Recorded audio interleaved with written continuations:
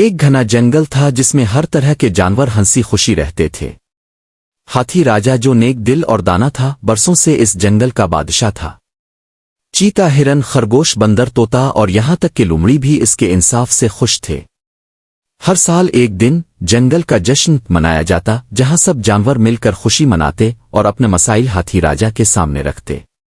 مگر اس پرسکون زندگی کو ایک خطرہ لاحق ہونے والا تھا، انسان۔ قریبی گاؤں سے کچھ لکڑہارے جنگل میں غیر قانونی کٹائی شروع کر چکے تھے۔ پرندوں کے گھونسلے گرنے لگے، جانوروں کی رہائشیں تباہ ہو رہی تھیں اور جنگل دن با دن سکڑنے لگا۔ ہاتھی راجا نے تمام جانوروں کو اکٹھا کیا اور کہا، ہمیں اب اپنی بقا کی جنگ لڑنی ہوگی، لیکن مل کر عقل مندی سے۔ لومڑی، جو اکثر چالاکی سے اپنے فائدے کے راستے نکالتی تھی، چپ چاپ ان انسانوں کے ساتھ خفیہ ملاقاتیں کر رہی تھی۔ وہ ان سے کہتی، اگر تم میرے لیے ایک الگ گوشہ چھوڑ دو تو میں تمہیں بتا دوں گی کہ کس راستے سے جانا زیادہ آسان ہے۔ لومڑی کی غداری سے جنگل کے بڑے حصے میں تباہی ہوئی۔ درخت کٹنے لگے، چشمے خشک ہونے لگے اور پرندے ہجرت کرنے لگے۔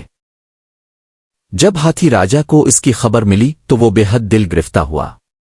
خرگوش، جو ظاہرنہ کمزور تھا مگر نہایت ذہین، آگے بڑھا اور کہا، ہمیں انسانوں سے مقابلہ کرنے کے لیے صرف طاقت نہیں، عقل اور اتفاق کی ضرورت ہے۔ خرگوش نے ایک منصوبہ بنایا۔ تمام جانوروں نے مل کر ایک مہم شروع کی، انسانوں کو جنگل کی اہمیت سمجھانے کی۔ انہوں نے گاؤں کے بچوں کو دعوت دی، انہیں درختوں کے فوائد، پرندوں کی چہچہاہٹ اور صاف پانی کی اہمیت بتائی۔ آہستہ آہستہ گاؤں والوں کا دل بدلنے لگا۔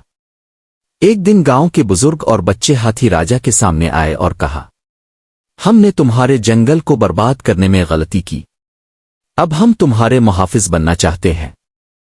اس دن کے بعد جنگل میں درخت لگائے جانے لگے، پانی کے چشمے صاف کیے گئے اور لومڑی کو اس کی غداری کی سزا ملی، اسے جنگل بدر کر دیا گیا۔ یہ کہانی ہمیں سکھاتی ہے کہ خود غرضی صرف تباہی لاتی ہے، اتحاد میں طاقت ہے، چاہے وہ کمزور ہی کیوں نہ ہو۔ قدرت کی حفاظت صرف جانوروں کی نہیں، انسانوں کی بھی ذمہ داری ہے۔